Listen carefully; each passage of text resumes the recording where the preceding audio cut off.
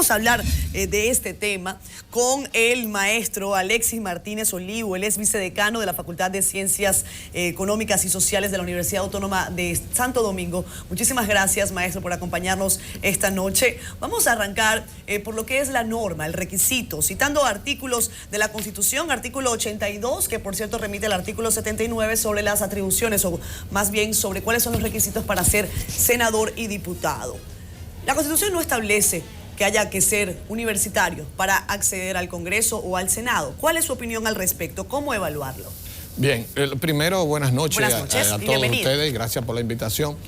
No, lo normal es que cuando se hace esa pregunta a alguien que viene del mundo de la academia haya una hipótesis prácticamente comprobada. Es lo que se supone que así sea, de que sí es necesario el tema de la preparación académica. Ahora, lo que sucede es que esto hay que mirarlo en un contexto más amplio. Si tú los observas en un contexto más amplio, tienes que saber que las funciones de los diputados y congresistas son totalmente diferentes a los funcionarios públicos. Entonces, no es una casualidad, Catherine, ahorita tú hablabas de lo que estaba ocurriendo y los estudios que había hecho algunas organizaciones como Funglode sobre la participación de los profesionales en la Cámara de Diputados y en los senadores en República Dominicana. Si te fijas, eso viene siendo la media a nivel de toda Latinoamérica. Nosotros normalmente, como estudiosos de la gestión pública, normalmente participamos en muchos cónclaves internacionales, socializamos sobre esos temas, nos damos cuenta que es una media en toda América Latina. Hay una proporción importante de personas que no son profesionales. La pregunta es, ¿sería obligatorio que sean profesionales los diputados y los senadores? ¿O sería inconstitucional? ¿O sería inconstitucional? Fíjate, obviamente que sería inconstitucional porque la misma Constitución establece 3 requisitos básicos que ustedes acaban de señalar. Habría que modificar la Constitución. El asunto es que modificar la Constitución, el objetivo es ¿para qué? Se supone que un legislador, su función básica es propiciar, ¿verdad?, políticas públicas que tiendan a satisfacer las necesidades de la gente, pero hay un segundo tema importante que es fortalecer la democracia. Y si tú te fijas, el hecho de pedirle a un legislador que sea profesional obligatoriamente, muchos países no han entrado en esa dinámica. El 99%, yo que recuerde solo el caso de Chile, que he compartido con algunos amigos funcionarios, legisladores en el área de la educación también en Chile, es que han propuesto que sean profesionales como tal, y el caso de México ahora reciente. De México, sí, también. Sí, recientemente. Pero Chile pone un requisito mínimo tampoco, no le pone profesionales. ¿Por qué? Porque acuérdate, Catherine, y toda la teleaudiencia, que el espíritu también es propiciar oportunidades. Y el legislador, el congresista dentro del aparato estatal, viene siendo un representante de toda la comunidad. Pero la pregunta que se hacen muchos es si se deben propiciar oportunidades o si el Congreso debe ser una representación fiel de lo que se busca hacer, y sobre todo porque son ellos los que legislan el futuro de todos los dominicanos, los que acudieron a la universidad y los que no también. Ellos, estoy leyendo entre sus atribuciones, elegir defensor del pueblo, elegir a la Junta Central Electoral, analizar los decretos del presidente de la República. ¿Cómo se logra eso sin un mínimo de preparación? No estamos hablando tal vez del nivel universitario, pero sí un nivel mínimo de preparación no podría establecerse más adelante. Usted como académico, ¿qué opina? Sí, lo ideal es que todo el que trabaje, vaya a ser miembro de un congreso, se prepare para el puesto. Inclusive la misma ley de partido debe de contemplar la posibilidad de que los militantes de su partido sean obligatoriamente preparados.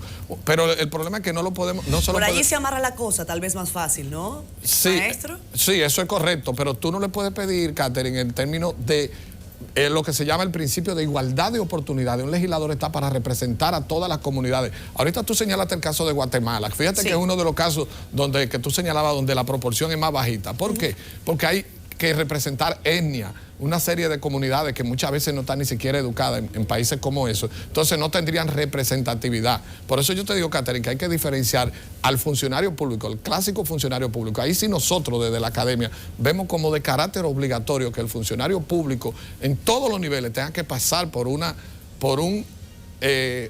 proceso de capacitación en materia de entender lo que es el Estado, su rol, qué debe de hacer un funcionario público. Claro. Pero ese es el caso del funcionario público. El caso del legislador, nosotros nos reservamos y creemos que lo que hace la mayoría de los países hasta ahora es correcto, no obligarlo. Ahora es una responsabilidad. Fíjate que es imposible tú llegar a ser diputado o senador si tú no, o no imposible, es muy difícil si no eres profesional. Eso se deja una responsabilidad del individuo y obviamente a los partidos políticos. Sí, los partidos políticos, y obviamente la responsabilidad mayor es educar a la ciudadanía para que no elija personas que no tengan la competencia, porque la competencia puede ser adquirida, hay competencia fuerte y competencia débil, algunas son en aulas universitarias, pero hay personas que se preparan para una función pública, que para legislador, si se han preparado y no rompe así con el principio de igualdad de oportunidad y de representatividad de las diferentes comunidades. Mire, en maestro Martínez, hay una situación que está pegada a la norma, a la ley, pero también hay un asunto moral.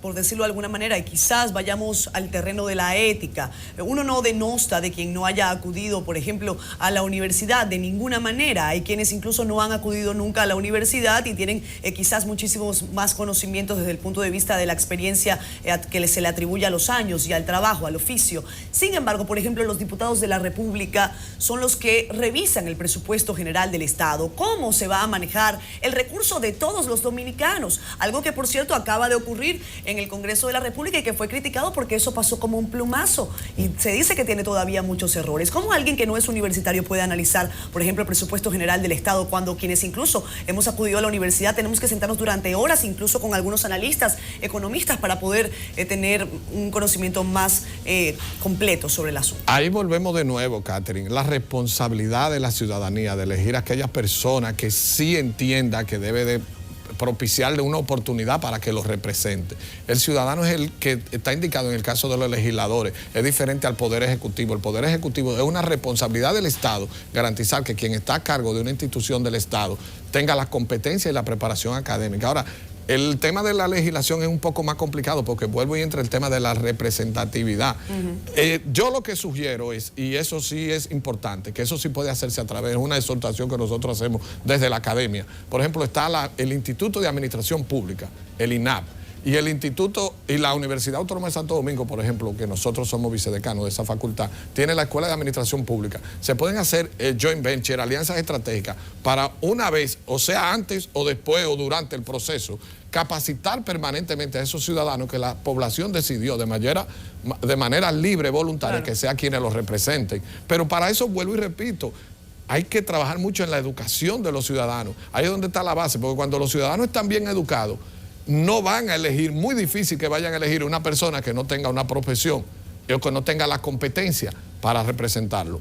Bien, pues muchísimas gracias al maestro Alexis Martínez Olivo. Sí. Él es vicedecano de la Facultad de Ciencias Económicas y Sociales de la Universidad Autónoma de Santo Domingo. Como siempre es un placer conversar con usted. Gracias. Gracias.